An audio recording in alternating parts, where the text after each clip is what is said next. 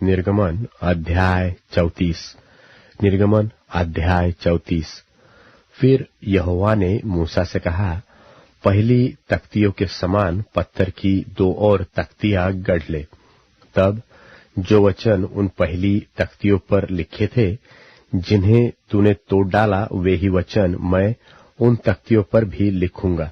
और बिहान को तैयार रहना और भोर को सीनै पर्वत पर चढ़कर उसकी चोटी पर मेरे सामने खड़ा होना, और तेरे संग कोई न चढ़ पाए, वरन पर्वत भर पर कोई मनुष्य कहीं दिखाई न दे, और न भेड़ बकरी और गाय बैल भी पर्वत के आगे चरने पाए।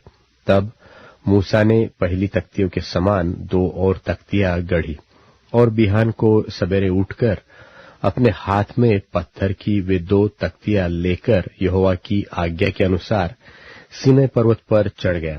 तब यहोवा ने बादल में उतर के उसके संग वहां खड़ा होकर यहोवा का नाम प्रचार किया, और यहोवा उसके सामने होकर यो प्रचार करता हुआ चला कि यहोवा यहोवा परमेश्वर दयालु और अनुग्रहकारी, कोप करने में धीरजवंत और अति करुणामय और सत्य, हजारों पीढ़ियों तक निरंतर करुणा करने वाला, अधर्म और अपराध और पाप का क्षमा करने वाला है, परंतु दोषी को वह किसी प्रकार निर्दोष न ठहराएगा। वह पितरों के अधर्म का दंड उनके बेटों वरन पोतों को और परपोतों को भी देने वाला है।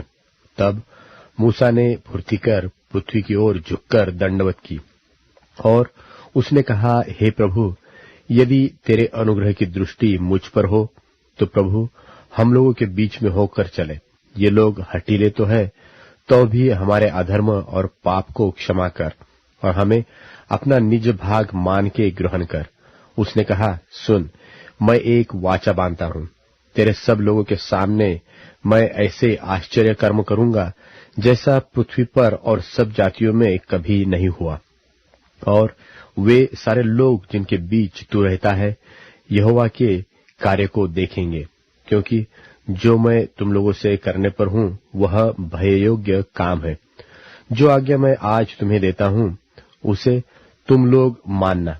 देखो, मैं तुम्हारे आगे से एमोरी, कनानी, हित्ती, परिज्जी, हिव्वी और यबूसी लोगों को निकालता हूं।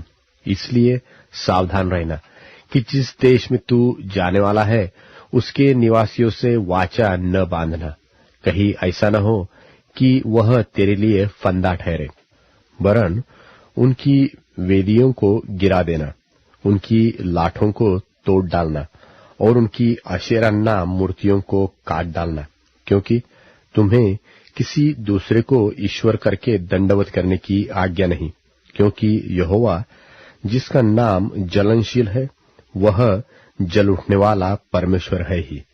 ऐसा न हो कि तू उस देश के निवासियों से वाचा बांधे और वे अपने देवताओं के पीछे होने का व्यभिचार करे और उनके लिए बलिदान भी करे, और कोई तुझे नेवता दे और तू भी उसके बलि पशु का प्रसाद खाए, और तू उनकी बेटियों को अपने बेटों के लिए लावे, और उनकी बेटियां जो आप अपने देवताओं के पीछे होने का व्यभिचार करती है, तेरे बेटों से भी अपने देवताओं के पीछे होने का व्यभिचार करवाए। तुम देवताओं की मूर्तियां ढाकर न बना लेना। अख़मीरी रोटी का पर्व मनाना, उसमें मेरी आज्ञा के अनुसार अबीब महीने के नियत समय पर 7 दिन तक अख़मीरी रोटी खाया करना, क्योंकि तू मिस्र से आबीब महीने में निकल आया। हर एक पहलौठा मेरा है, और क्या बछड़ा क्या मेमना तेरे पशुओं में से जो नर पहलौठे हो वे सब मेरे ही है। और गधी के पहलौठे की संति मेमना देकर उसको छुड़ाना। यदि तू उसे छुड़ाना न चाहे तो उसकी गर्दन तोड़ देना, परंतु अपने सब पहलौठे बेटों को बदला देकर छुड़ाना। मुझे कोई छूछे हाथ अपना मुंह न दिखाए। 6 दिन तो परिश्रम करना, परंतु 7वें दिन विश्राम करना, वरन हल जोतने में और लवने के समय में भी विश्राम करना। और तू अठवारों का पर्व मानना, जो पहले लवे हुए गेहूं का पर्व कहलाता है, और वर्ष के अंत में बटोरों का भी पर्व मानना। वर्ष में 3 बार तेरे सब पुरुष इस्राएल के परमेश्वर प्रभु यहोवा को अपने मुंह दिखाए। मैं तो अन्य जातियों को तेरे आगे से निकालकर तेरे सिवानों को बढ़ाऊंगा, और जब तू अपने परमेश्वर यहोवा को अपना मुंह दिखाने के लिए वर्ष में 3 बार आया करे, तब कोई तेरी भूमि का लालच न करेगा। मेरे बलिदान के लोहू को खमीर सहित न चढ़ाना, और न फसह के पर्व के बलिदान में से कुछ बिहान तक रहने देना। अपनी भूमि की पहली उपज का पहला भाग अपने परमेश्वर यहोवा के भवन में ले आना। बकरी के बच्चों को उसकी मां के दूध में न सिझाना।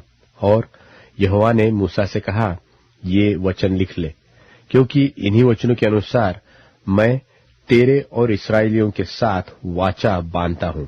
मूसा तो वहां यहोवा के संग 40 दिन और रात रहा, और तब तक न तो उसने रोटी खाई और न पानी पिया। और उसने उस तख्तियों पर वाचा के वचन अर्थात 10 आज्ञाएं लिख दी। जब मूसा साक्षी की 2 तख्तियां हाथ में लिए हुए सीनै पर्वत से उतर आता था, तब यहोवा के साथ बातें करने के कारण उसके चेहरे से किरणें निकल रही थी, परंतु वह यह नहीं जानता था कि उसके चेहरे से किरणें निकल रही है। जब हारून और सब इस्राएलियों ने मूसा को देखा कि उसके चेहरे से किरणें निकलती है, तब वे उसके पास जाने से डर गए। तब मूसा ने उनको बुलाया, और हारून मंडली के सारे प्रधानों समेत उसके पास आया, और मूसा उनसे बातें करने लगा। इसके बाद सब इस्राएली पास आए, और जितनी आज्ञाएं यहोवा ने सीनै पर्वत पर उसके साथ बात करने के समय दी थी, वे सब उसने उन्हें बताई। जब तक मूसा उनसे बात न कर चुका, तब तक अपने मुंह पर ओढ़ना डाले रहा। और जब जब मूसा भीतर यहोवा से बात करने को उसके सामने जाता, तब तब वह उस ओढ़नी को निकलते समय तक उतारे हुए रहता था। फिर बाहर आकर जो जो आज्ञा उसे मिलती, उन्हें इस्राएलियों से कह देता था। सो इस्राएली मूसा का चेहरा देखते थे कि उससे किरणें निकलती है, और जब तक वह यहोवा से बात करने को भीतर न जाता, तब तक वह ओढ़नी को डाले रहता था।